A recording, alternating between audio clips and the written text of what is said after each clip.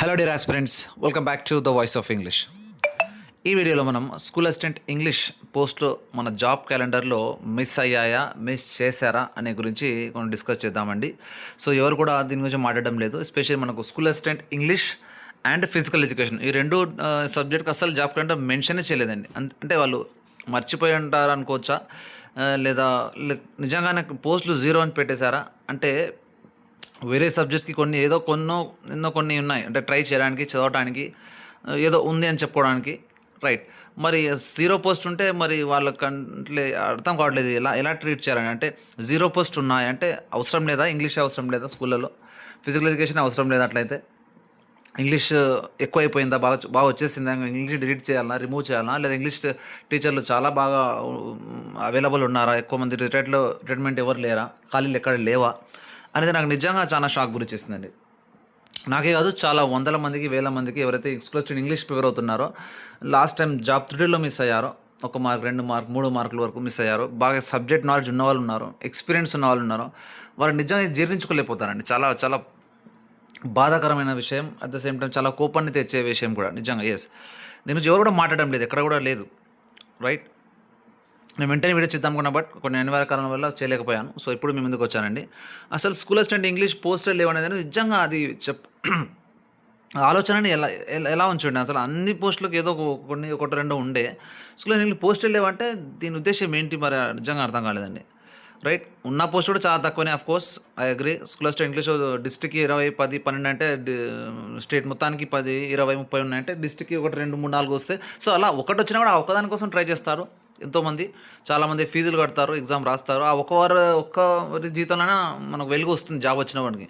అట్లయినా ఒక సాటిస్ఫాక్షనే. రైట్. మళ్ళీ వెంటనే వేలలో పోస్ట్ అవ్వాలంటే కొంచెం కష్టమే, ఐ అండర్స్టాండ్. ఎందుకంటే మనం అర్థం చేసుకోగలం.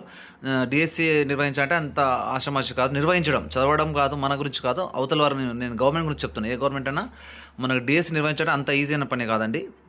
ఇది ఖాళీలు చూపించి ఆర్థిక శాఖ నుంచి మనకు క్లియరెన్స్ వస్తే ఒక్కటే చాలు కాదు, అది నిర్వహించడం చాలా కష్టం. క్వశ్చన్ పేపర్ తయారు చేయడం కానీ, లేదా సాధ్యాసాధ్యాలు చూసుకోవడం కానీ, లేదంటే ఏ కోర్టు కేసు రాకుండా చూసుకోవడం కానీ, లేదా కోర్టు కేసులు వస్తూనే ఉంటాయి, హాంటే కోర్టుకు వెళ్తుంటారు మన వాళ్ళు. రైట్. సో ఏదో ఒకటి ఈ నిర్వహించడం అనేది ఒక పెద్ద టాస్క్ అవుతుంది. యుద్ధం మొన్ననే అయిపోయింది, వాళ్ళ అమ్మాయి అనుకుంటారు. మళ్ళీ ఇంకోటి అంటే నాట్ దట్ ఈజీ అని నాకు ఆల్రెడీ నాకు తెలిసిపోయిందండి. అర్థం చేసుకోవచ్చు. దీనివల్ల చాలా అన్నారు ఎప్పుడు వస్తుంది, ఫిబ్రవరిలో వస్తుంది, మార్చిలో వస్తుంది, ఏప్రిల్లో వస్తుంది అంటే వచ్చేద్దరు నమ్మకూడదు. ఎందుకంటానంటే నేను ఇదేండి, ఏదైనా జరగవచ్చు. రైట్. వాళ్ళు సాధ్యాసాధాలు కాకపోయి ఉండొచ్చు, వాళ్ళ అబ్బా ఇప్పుడే మొన్ననే అయిపోయింది, ఇంకోటి అంటే కష్టం అండి, ఇంకొంచెం టైం అడిగి ఉండొచ్చు, ఏదైనా జరిగి ఉండొచ్చు. రైట్. సో మనకు అందుకే 4th ఫేజ్ అక్టోబర్లో వేసి పడేస్తాడు.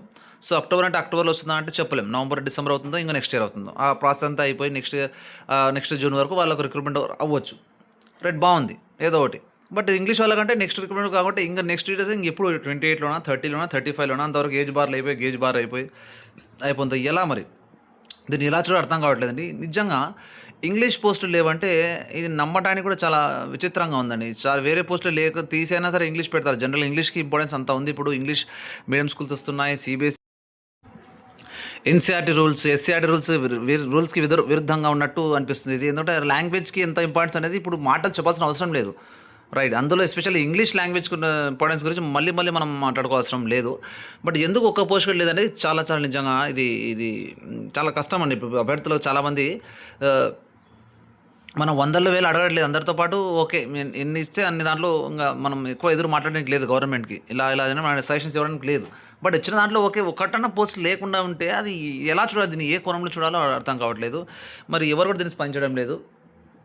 కోర్స్ ఇంకా టైం ఉంది కాబట్టి నాకు అనిపిస్తుంది ఏమంటే కొంతమంది రిప్రజెంటేషన్ ఇస్తే కొంచెం, లేదా ఏదో ఒకటి ధర్నాలు గిర్నాలు అలాంటివి కాకుండా కనీసం ఒక రిప్రజెంటేషన్స్ రిక్వెస్ట్లో ఒక ఫార్మల్గా డిఓ ఆఫీస్కి వెళ్ళి కానీ, ఇంకెక్కడన్నా లేదా కమిషనర్ కార్యాలయానికి వెళ్ళి అయినా సరే, సో ఇక్కడ అవన్నీ జరిగే అవకాశాలు కనిపిస్తున్నాయి. ఇంకా టైం ఉంది కాబట్టి 6 నెలల వరకు ఎవరు ట్రై చేయకుంటే అంతే అండి. అంతే, ఏం ట్రై చేయకుంటే ఏం మనకు ఫలితం రాదు.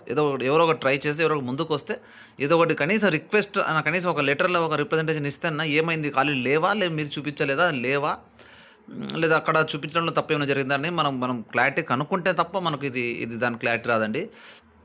ఈ 6 నెలలు 7 నెలల సమయం ఉంది కాబట్టి ఏదో ఒకటి జరగవచ్చు, కొన్ని రావచ్చు, కొన్ని యాడ్ కావచ్చు. అప్పుడు తర్వాత ప్రెషర్ పెరిగితే గవర్నమెంట్కి.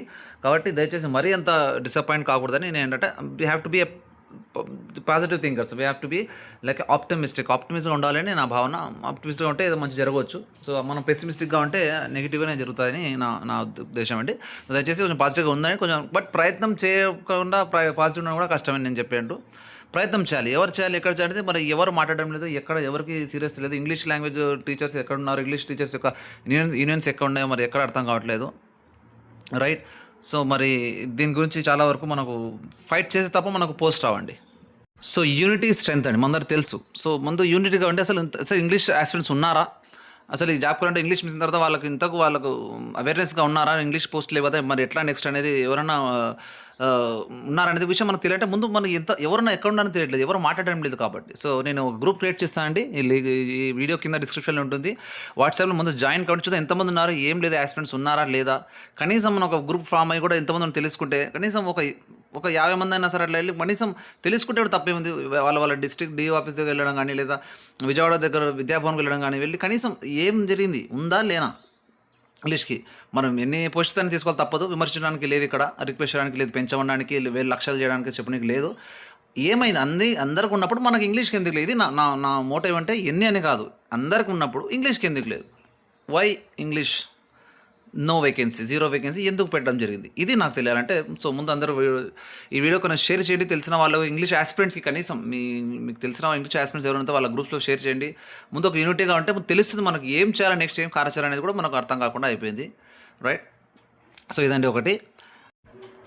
ఎందుకంటే మనకు అసలు క్లారిటీ లేదబ్బా, ఈ డిఎస్సీకి ఇంగ్లీష్ నిజంగానే లేదు, నెక్స్ట్ డిఎస్సీలో చాలా వేకెన్సీ పడతాయి, అట్లా మనకు క్లారిటీ తెలిస్తే ఇంగ్లీష్ వదిలేసి ఇంకేదైనా అంటే వేరే సబ్జెక్ట్ జంప్ అవడమా, వేరే ఏమైనా ప్రైవేట్ జాబ్ చూసుకుంటూ తర్వాత కొంచెం పాస్ ఇచ్చి బలా చదువుదామా, లేదంటే జైలుకి ప్రిపేర్ అయ్యి ఇంకేదైనా వేరే జాబ్కి వెళ్ళి అట్లా అంటే స్టిక్ ఆన్ కాకుండా మనకు క్లారిటీ తెలిస్తే తప్ప మనం నెక్స్ట్ మూవ్ ఏంటనే తెలియదండి. అది మనం చెప్పేది. లేదా వస్తాయని చెప్పి మనం చదువుకుంటుంటే ఒక సంవత్సరం చేసిన తర్వాత సిలబస్ చేంజ్ అయిపోయి, తర్వాత 2 years అంటే సిలబస్ చేంజ్ అయిపోయి ఇంకేదో జరగవచ్చు, అప్పుడు చదివి కూడా వేస్ట్ అయిపోతుంది, right. Of course English grammar is grammar, ఎక్కడ పోయినా మన గ్రామర్ ఏం వేస్ట్ కాదు, మెథడాలజీ కూడా ఏం వేస్ట్ కాదు, జేఎల్కైనా డిఎస్సీకైనా ఇప్పుడు ఎవరికైనా ఇవి ఏం మారవచ్చు, మెథడాలజీ అండ్ గ్రామర్ ఏం మారవు అనుకోండి. అఫ్ కోర్స్ కొన్ని లిటరేచర్స్ కావచ్చు, ఇంకేదైనా వేరే సబ్జెక్ట్స్ లైక్ పిఐ, సైకాలజీ, ఇంకేమైనా ఇవి కొన్ని ఏమైనా అవకాశాలు ఉండొచ్చు. బట్ ఏంటని తెలియాలంటే ముందు మనకు క్లారిటీ కావాలి. సో ఆ క్లారిటీ తెలిసే తప్ప మనం ఏం చేయలేము అనేది నా ఉద్దేశం అండి. ఒకటి ఇంకో విషయం అంటే ముందు మనం గతాన్ని గుర్తు తెచ్చుకోవాలి ఒక్కసారి. ఎందుకంటే 2018 తర్వాత మనకు డిఎస్సీ 25 వరకు 2025 వరకు లేదండి, 7 ఏళ్ళ గ్యాప్ అక్కడ వచ్చింది. అయితే కూడా మన చాలామంది ఆస్పిరెంట్స్ ఓపీగా వాళ్ళు జాబ్ చేసుకుంటూ ఎవరా లేదా అక్కడే కూర్చున్నారో మనకు తెలియదు. బట్ ఎవరైతే ఓపిక సబ్జెక్ట్తో టచ్లో ఉన్నారో వాళ్ళు ఖచ్చితంగా సక్సెస్ చూశారండి.